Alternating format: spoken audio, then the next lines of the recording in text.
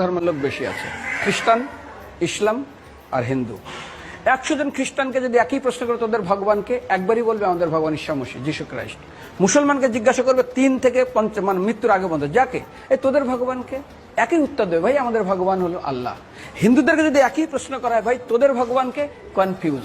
100% Hindu 100% confuse, জানে না ভগবানকে। দ্বিতীয়ত, যদি তুই মুসলমানকে জিজ্ঞাসা হয় তোরা মসজিদে কেন যাচ্ছিস, ওদের শিখানো হয় মসজিদে যেতে হবে নামাজ আদায় করার জন্য। সপ্তাহে ওরা 100% একদিন মসজিদে যাবেই। তুমি যদি খ্রিস্টানদের জিজ্ঞাসা করো তোমরা কেন কোথায় যাবে, কোথায় যাও না, আমাদেরকে একদিন তারা চার্চে যাবে। কেন? ঈশ্বরে প্রার্থনা করার জন্য। ওদের শিখানো হয় জন্মের থেকে, এটা সংস্কার। আর হিন্দুদের যদি জিজ্ঞাসা করে তোমরা মন্দিরে কেন যাচ্ছ, হ্যাঁ আমার ছেলের বিয়ে হচ্ছে না, আমার মেয়ের বাচ্চা হচ্ছে না, আমার বাবা হসপিটালে আছে, কালকের আমার মামলার ডেট আছে, আমার ব্যবসা খুব খারাপ, আমার শরীর খুব খারাপ। 99.99 হিন্দু জানে না মন্দিরে কেন আসা উচিত, তাদের ভগবানকে। মৃত্যুর পরে কোথায় যাবে? মুসলমানকে জিজ্ঞাসা করবে মৃত্যুর পর কোথায় যাবে, বলবে ভাই নামাজ রোজা যদি না করি দোজকে যাব, অর্থাৎ নরকে যাব।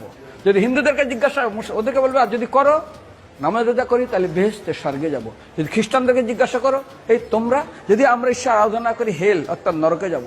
যদি বলা হয় যদি করো ঈশ্বর আরাধনা তাহলে তোমরা হেবেন স্বর্গে যাব। আর হিন্দুদেরকে বলে যে তোমরা মরার পরেই 99% হিন্দু এটাই বলে, মিথ্যাই বলে, আমার বাবার সাজ্ঞানে স্বর্গে গিয়ে বসেছে। তোর বাবা কি জমি কেনা আছে নাকি স্বর্গে?